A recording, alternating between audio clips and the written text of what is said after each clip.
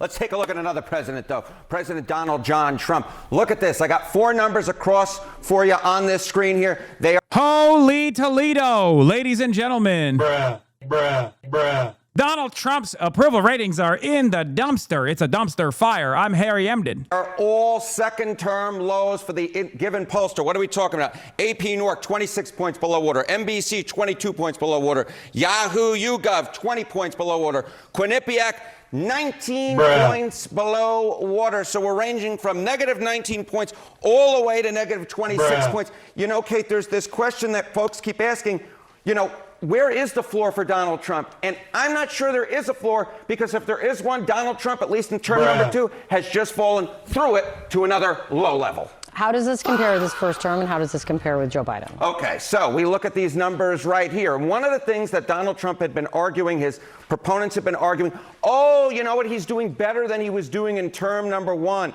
No longer is that the case. What are we talking about here? Okay, net approval rating at this point in the term. Look at this. 22 points below water on average when you average all the polls. Please stop, bro. Jesus Christ, shut up. Gallup stopped measuring the COVID strat. I know. That is pretty fantastic, by the way. After 88 years, Gallup has decided to no longer poll the presidential approval ratings, which is crazy. And there's a reason for that, because, you know, dear leader, we are basically taking on all of the excesses of our ideological enemies, straight up.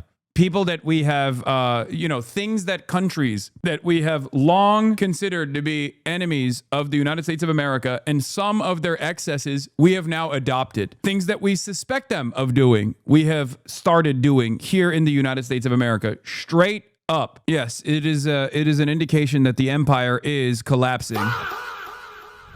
Peter Baker of the New York Times says, this is a huge loss for journalists and others who follow politics. Gallup has been the top source for presidential approval since FDR, and particularly valuable because of that historical context with apples to apples numbers that allow us to make comparisons and see patterns. After 88 years, Gallup has decided to hit the COVID strat. We will no longer calculate the presidential approval. We will no longer track the presidential approval, because if you don't track it, then it's fine. Everything is fine, actually, and the situation is better. The only reason why the numbers are so high is because we're tracking them. We should stop tracking the COVID numbers, and then COVID will go away. Bye-bye. Pollsters from the last slide. That is actually lower. That is lower than he was at this point in term number 1, when he was 17 points below water. So he's doing 5 points worse, and he's doing way worse than Joe Biden was doing at this point in his term number 1, when he was 13 points below water. So the bottom line is this: Donald Trump is setting new records for himself in term number 2, setting new records for himself compared to where he was at this point in term number 1, and he's doing worse than Joe Biden, which is, of course, the comparison that Donald Trump does not want to be, because we all know what happened to Joe Biden. His party lost the House in term number 1, that midterm elections, and of course, Joe Biden was not reelected to another term. At this point, the numbers are no bueno for the President of the United States. 261 days to go. Yes, the midterms may seem far off, but they are starting to dominate the dynamics here in Washington and are fresh on President Trump's mind. As the GOP now confronts a daunting political environment, Trump is taking his pitch to the nation's battlegrounds, even before U.S. troops in North Carolina, where he urged them to vote Republican. Biden, who is the worst president in the history of our country. 0 illegal aliens have been admitted into the United States, and that's done by the radical left. Michael, will you come here for a second, please? He's running for the Senate, and if he gets in, you're going to be taken care of. If he doesn't get in, we're going to be stripping the military like they always do, the Democrats. When I heard they were taking the name Fort Bragg off, I said, no, they're kidding. Again, always immaterial nonsense, always aesthetics nonsense.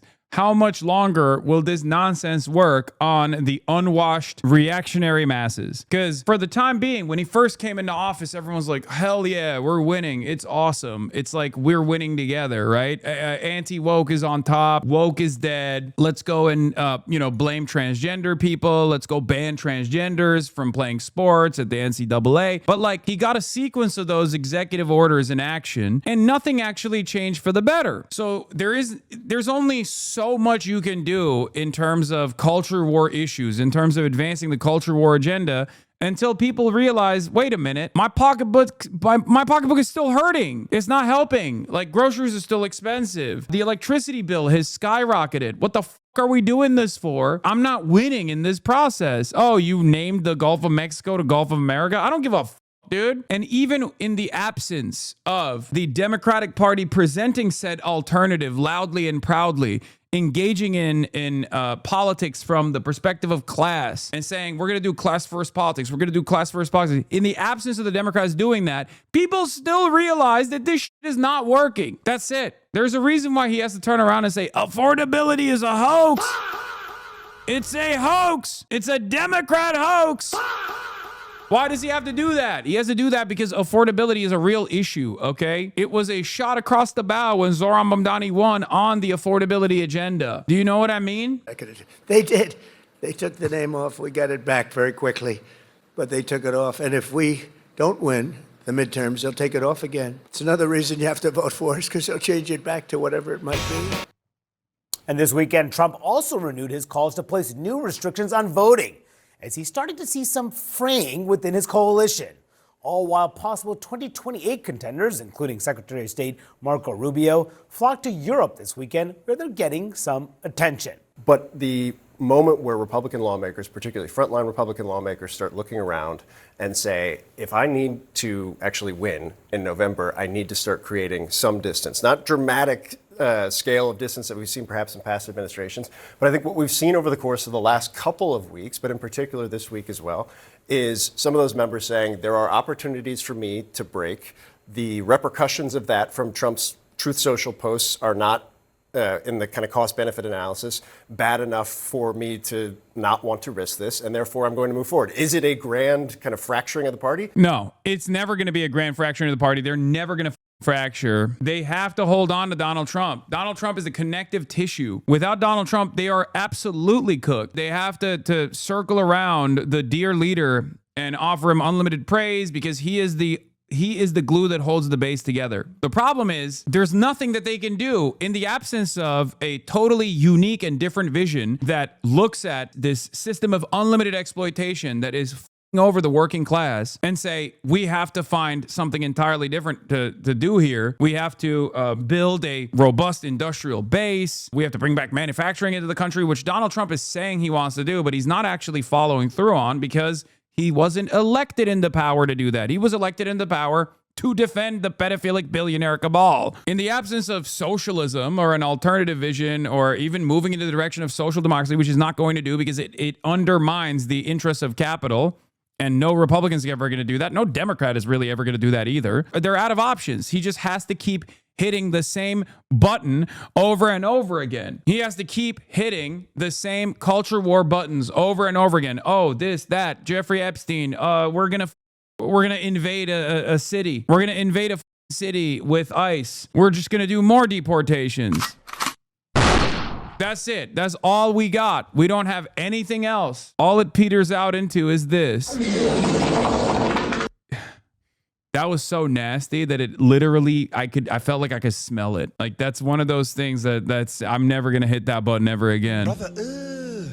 Yeah, that was unacceptable, and I apologize for that one. Absolutely not. And typically in a normal, what's normal anymore, but like in his previous administration, the president would be like, okay, break with Every other president says, like, I get it. Like, this is what you have to do. Trump is not that president, and how that dynamic plays out in the coming weeks, we're going to see more of this, is going to be really, really telling. Yeah. Right, and I think that's why it's been as limited as it's been, right? We saw that tariff vote last week. You had 6 Republicans. That's not anywhere close to the universe of Republicans that if they wanted to, protect their political flank and guarantee success in their races, would have wanted to vote yes on that to cancel the Canada tariffs. There'd probably be a lot more. There are a couple in there who are retiring. Yeah. There's one in there who's redistricted into a bad position anyway. So this is not as dramatic of a shift as we normally see at this point in the cycle, where you have a party that realizes they need to get some distance from the sitting president.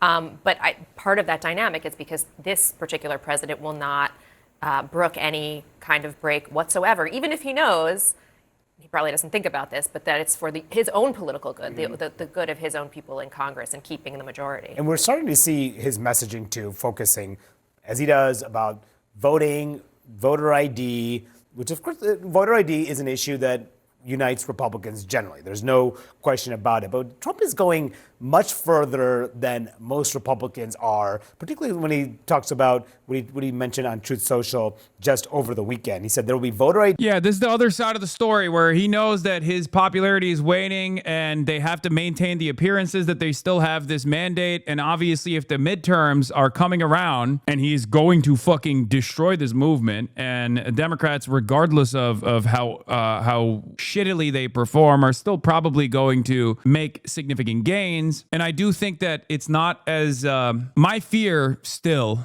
right now in the midterms that Democrats are going to underperform if they keep up this like bullshit, wishy-washy, business as usual approach, hoping to eat at the gains that they make off of like the overall resentment the population feels towards the Republicans in power. They're not going to do as well as people think they are. Okay, but they probably still will make modest gains. And Trump is fearful of that because it undermines the agenda. It undermines the agenda because Donald Trump has to maintain this idea that he is super popular. Everybody loves him. Things like the Gallup poll no longer, after 88 years, no longer covering the presidential approval ratings is helpful for Trump's ambitions here. And then, of course, the other side of this is to go in and focus on voter ID, SAVE Act, try to maliciously weaponize that against like Democrats in general, purge them from the voter rolls, make it more difficult for them to get like true ID, real ID, or a passport or whatever, and institute some sort of like poll tax basically. And then also maybe even put ICE at polling stations, right? With the claims that, you know, we got to stop undocumented migrants from going in and voting or whatever, even though these claims are completely unsubstantiated, but unfortunately not pushed back against by Democrats as aggressively as they should be. All of this serves a very important purpose: voter disenfranchisement and electioneering of this sort, trying to make it more difficult, trying to literally put the fear of God in people that want to go out and vote and engage in this civic duty. All of this is to stop people from going out and voting against the administration. And this, paired up with the fact that the Democrats are not giving them something to vote for, even in the midterms, is going to cause issues in the Democratic Party's performance of the midterms. That's why I'm saying they're probably going to have, if they don't change their attitude from this point on until the midterms, you will see something very different than the expectation. Yeah, here's, by the way, Kirsti Noem openly said that too. When it gets to election day, we've been proactive to make sure that we have the right people voting, electing the right leaders to lead this country. Is another one of those critical infrastructure responsibilities that I have as well. And I would say that many people believe that it may be one of the most important things that we need to make sure we trust is reliable, and that when it gets to election day that we've been proactive to make sure that we have the right people voting, electing the right leaders to lead this country through the days that we have, knowing that people can trust it. And elections is another one of those critical infrastructure responsibilities that I have as well. And I would say that many people believe that. Why is the Department of Homeland, the DHS secretary, worried about the right people voting and what the infrastructure is going to look like around voting? This type of shit is treasonous. Straight up. They're saying it. This is why I say the controlled opposition party, the Democratic Party, is sleepwalking into fascism. Okay? It's happening in real time. It's literally a 1-to-1. Like, what? If you have any understanding of history, the capitulation by liberals and the titans of industry towards the growing Nazi movement in the early days of fascism in Nazi Germany, early days of fascism developing in Italy, you recognize that powerful forces in the country that were servants of capital on the supposedly opposing side engaged in unprecedented appeasement, not just Neville Chamberlain or whatever. I'm talking like internally within the domestic governance of Germany at the time. They did this exact same thing. Citizenship and no mail-in ballots, okay? And then he goes on to say, if I can't get this through Congress, there are legal reasons why this scam is not permitted. I will be presenting them shortly in the form of an executive order. What is he talking about? And states run elections, not the federal government. And here he is again saying that we will just do this, regardless if Congress approves this. States run elections. The Constitution outlines some of this stuff. So what he's talking about, you can't do by executive order, and you can't do without violating the Constitution. You know, it's the way our government was set up. But I don't think Donald Trump cares about that.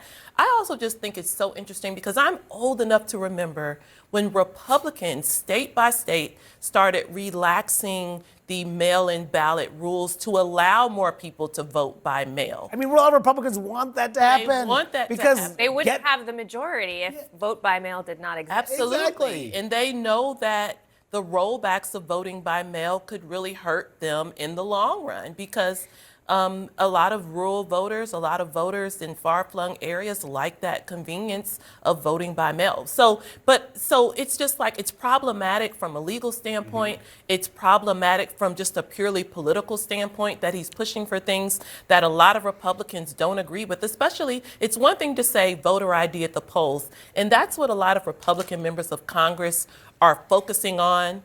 But that is not all that what President Trump is asking for. He's talking about proof of citizenship, which again goes back to the fact that, yes, there are some states that have different rules because we have determined that, well, the Constitution outlines that states run their. Dude, people say we need voter ID bad. You have to ask if the elections in the United States of America are fair and free, at least a lot more fair and free than the way Republicans presented. You got to ask why they want to do voter ID. As a principle, I don't care about voter ID one way or another. Like, I would be fine with showing a piece of paper that says you're an American citizen when you're voting if that piece of paper or that identification was readily available and accessible. But in the absence of a real necessity for this, the only reason why they're doing that is because they want to engage in voter disenfranchisement. That's it. If you can't comprehend why they're doing this, I don't know what to tell you.